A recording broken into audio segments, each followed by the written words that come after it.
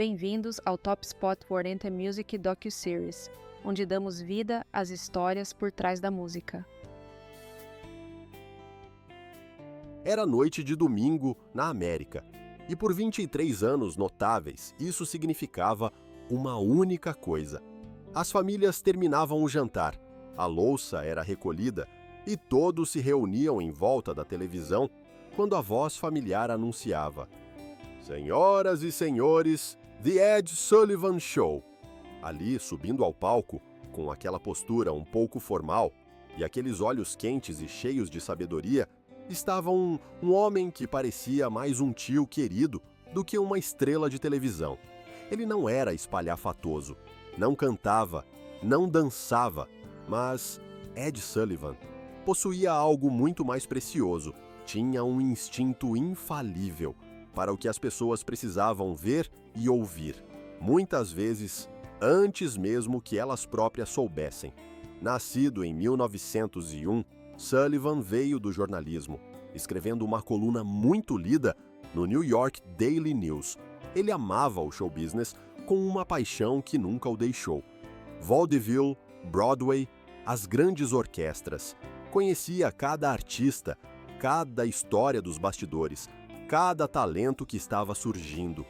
Quando a televisão o chamou, em 1948, a emissora apostou nesse colunista de voz rouca e presença desajeitada.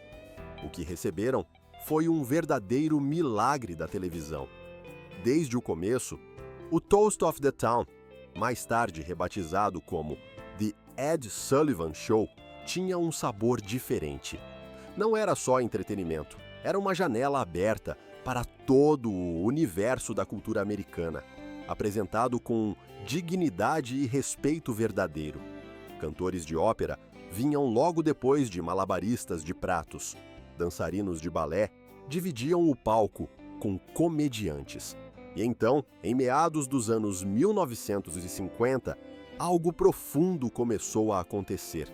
Um novo som começou a chegar do sul e das grandes cidades. Um som que deixava os pais preocupados e fazia os jovens se sentirem vivos. O rock and roll. Ed Sullivan não saiu por aí querendo ser o homem que levaria o rock and roll para as salas de estar americanas. Mas foi exatamente isso que ele se tornou. O ponto de virada aconteceu em 1956.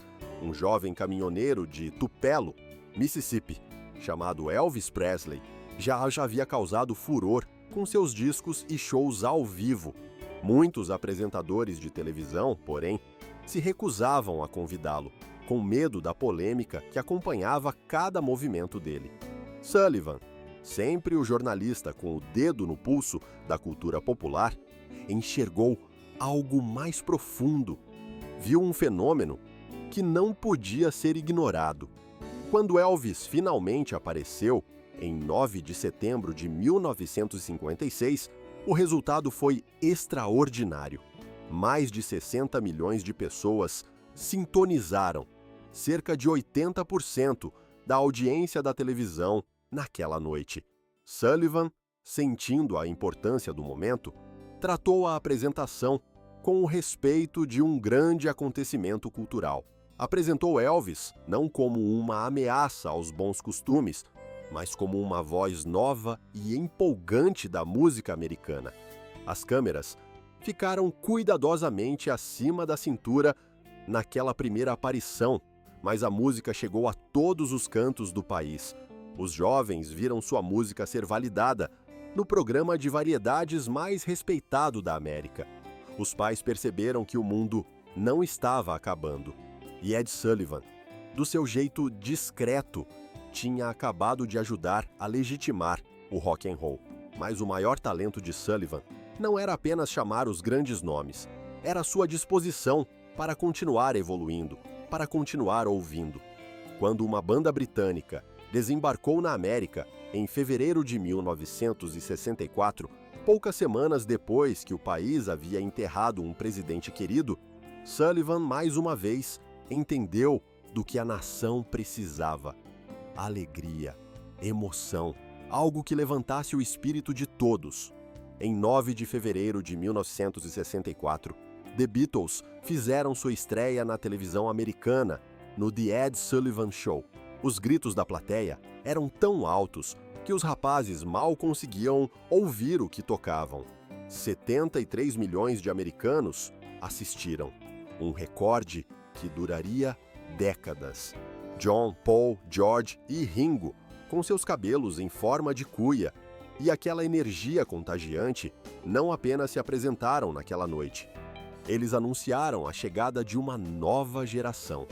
E, mais uma vez, foi Ed Sullivan quem abriu a porta e os recebeu com aquela famosa introdução: Ladies and Gentlemen, The Beatles. O que veio em seguida ficou conhecido como a Invasão Britânica, e Sullivan esteve presente em tudo: The Rolling Stones, The Animals, The Dave Clark Five, Petula Clark. Deu a todos eles uma plataforma, tratando cada atração com o mesmo respeito profissional que dedicava às estrelas da ópera e aos lendários nomes da Broadway. Para Sullivan, talento era talento.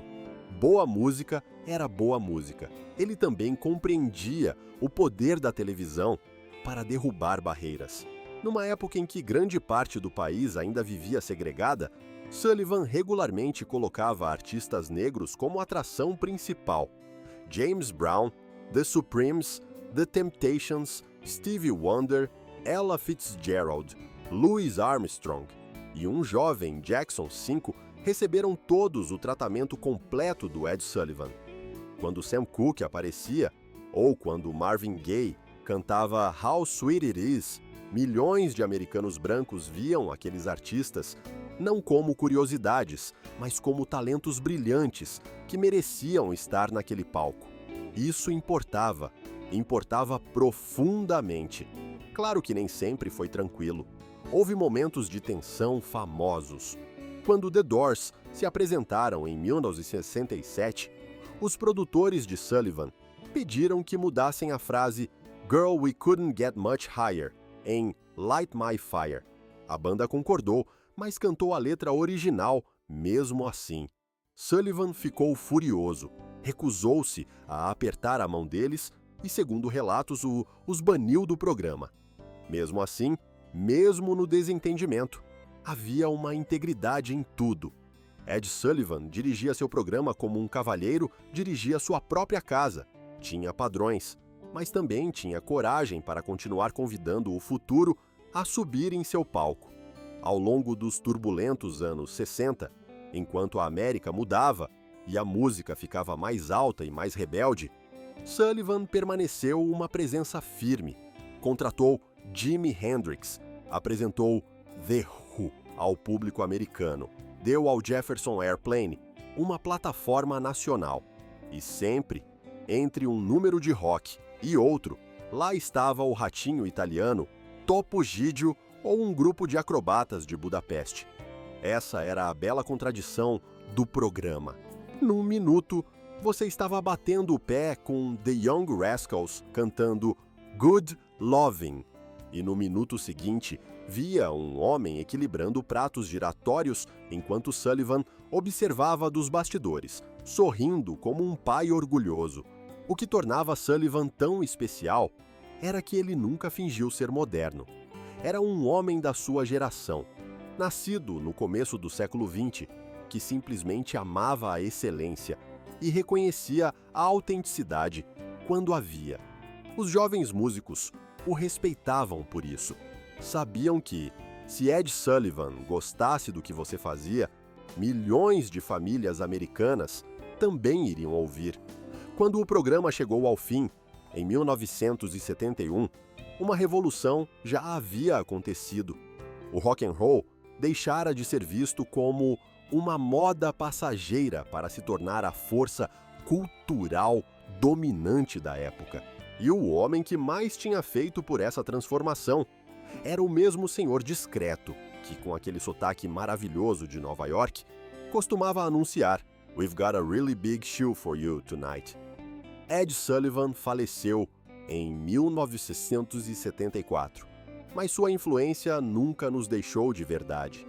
Toda vez que um apresentador de programa noturno e introduz uma banda nova. Toda vez que um jovem artista recebe sua grande chance na televisão, estamos ouvindo o eco do que Sullivan criou. Ele provou que a música popular podia ser apresentada com dignidade, que o rock and roll tinha lugar na sala de estar americana, ao lado das canções da Broadway e da música clássica, que adolescentes e avós podiam, por uma hora toda noite de domingo, viver a mesma experiência cultural. No fim das contas, Ed Sullivan não apresentou apenas a América ao rock and roll.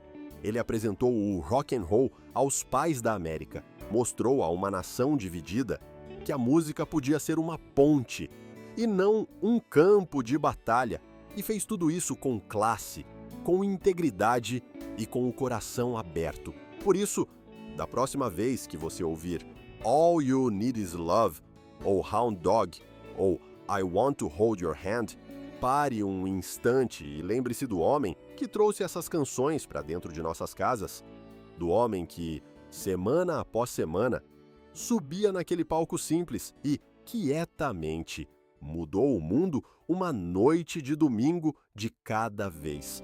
Ele realmente tinha um really big show e tivemos a grande sorte de estar lá para assistir. Obrigado por nos acompanhar no Top Spot 40 Music Docu-Series. Descubra todas as histórias por trás da música em topspot40.com. Até a próxima. Continue deixando a música tocar.